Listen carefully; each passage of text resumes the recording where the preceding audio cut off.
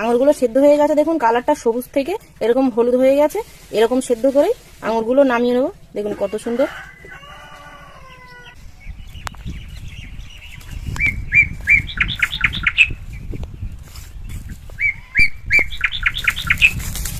নমস্কার বন্ধুরা, সুপ্রিয়া কিচেনে আবারও আপনাদের সবাইকে স্বাগত জানাই।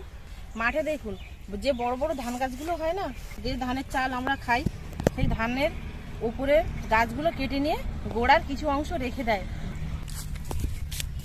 এগুলোকে আমরা বলি নাড়ার গোড়া। এই নাড়ার গোড়া আজকে আমি উড়কিয়ে নিয়ে যাব। এই নাড়ার গোড়া কিন্তু আগে আমাদের কাকিমারা, মারা বা ঠাকুমারা জাল দিত, জ্বালানি হিসেবে ব্যবহার করত।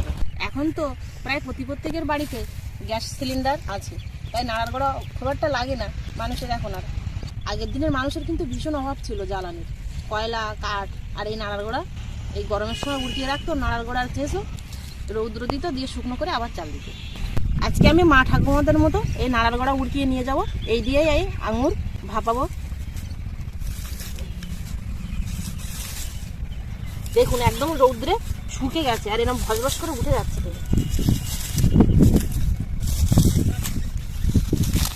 এই নাড়ার গোড়া কিন্তু দারুণ জলে, কাঠের আগুনে ঠিক আরো দারুণ জলে নাড়া না। এই নাড়ার গোড়া উড়কিয়ে একটু সকালে সেইটা দিয়ে আমি রান্নাটা করব।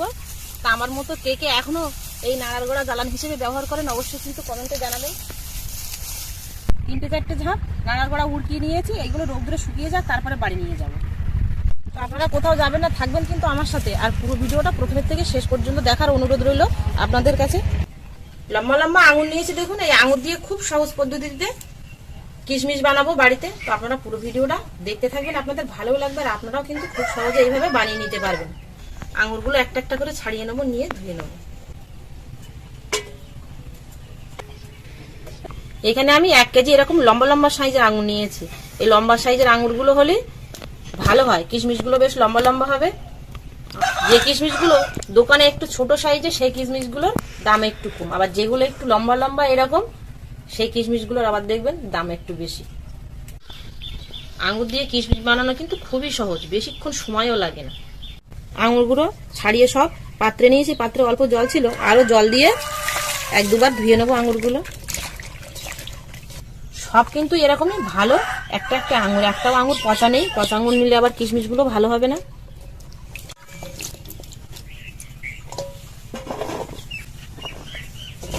সকালে উনুনে আমি রান্না করে নিয়েছিলাম, এই উনুনে আঙুরগুলো ভাপিয়ে নেব। কড়াই জল দিয়ে দেবো, একটা স্ট্যান্ড বসিয়ে দেবো। এখানে ছিদ্রযুক্ত থালা নিয়েছি, বসিয়ে দেবো। এর উপরেই অর্ধেকটা আঙুর দেবো, সব আঙুর একসঙ্গে দেবো না, 1 কেজি আঙুর তো অনেকটা হয়ে যাবে। আগের দিন যে নাড়ার গোড়া আমি উড়কিয়ে রেখেছিলাম, সেই নাড়ার গোড়া নিয়ে আসবো। সেই নাড়ার গোড়া দিয়ে আজকে কিশমিশগুলো ভাপাবো।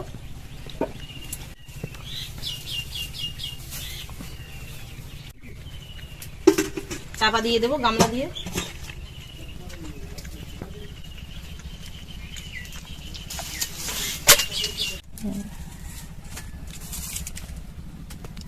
রৌদ্রে শুকিয়ে নিয়েছি তো, নাড়ার গোড়া জ্বলছে, দেখুন কত সুন্দর। কাঠের আগুনের থেকে আরো কিন্তু দারুণ জ্বলছে। আঙুরগুলো সেদ্ধ হয়ে গেছে, দেখুন কালারটা সবুজ থেকে এরকম হলুদ হয়ে গেছে। এরকম সেদ্ধ করেই আঙুরগুলো নামিয়ে নেবো। দেখুন কত সুন্দর। আঙুরের ভেতরটা কিন্তু সেদ্ধ হয়ে গেছে, এবার নামিয়ে নেব।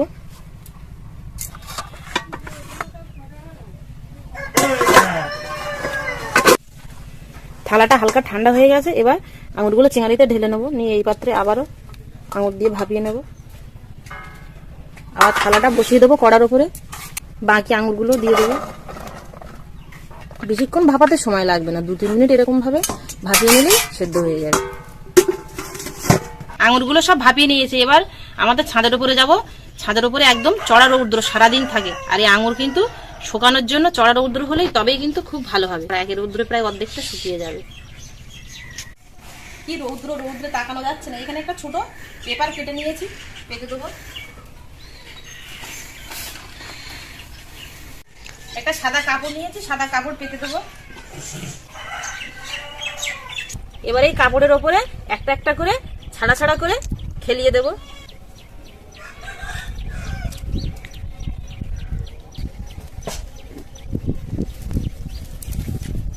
এইভাবে রৌদ্রে সারাদিন থাক, বিকালে আসবো, দেখবো তখন কতটা শুকিয়েছে।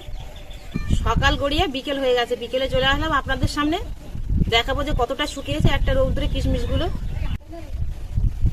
দেখুন একটা রৌদ্রে কত সুন্দর শুকিয়েছে কিশমিশগুলো। কিশমিশগুলোর ওপরের ছালটা শুকিয়েছে, ভেতরটা কিন্তু এখনো দেখুন সেইভাবে নরম তুলতুল করছে, বেশের গায়ে এখনো রস রস ভাব। এখনো 2-3টে চড়া রৌদ্র পেলে তবে কিশমিশগুলো ভালো মতো শুকিয়ে যাবে।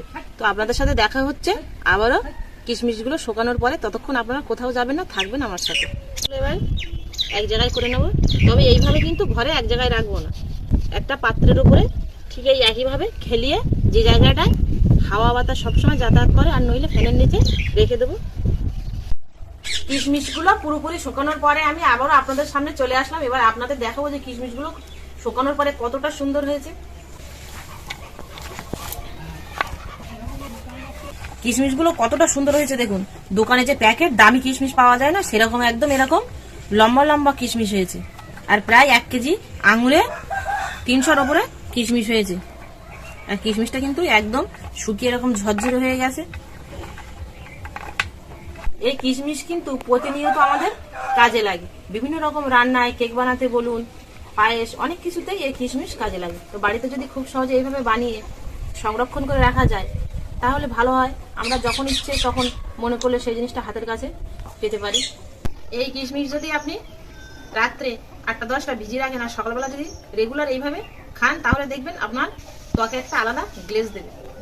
যে সকল বন্ধুরা আমার ইউটিউব চ্যানেলে এখনো পর্যন্ত নতুন, আপনারা আমার ইউটিউব চ্যানেলটি সাবস্ক্রাইব করে আমার পাশে থাকবেন আর ফার্স্ট নোটিফিকেশন পেতে পাশে থাকা বেল আইকনটি ক্লিক করে দেবেন।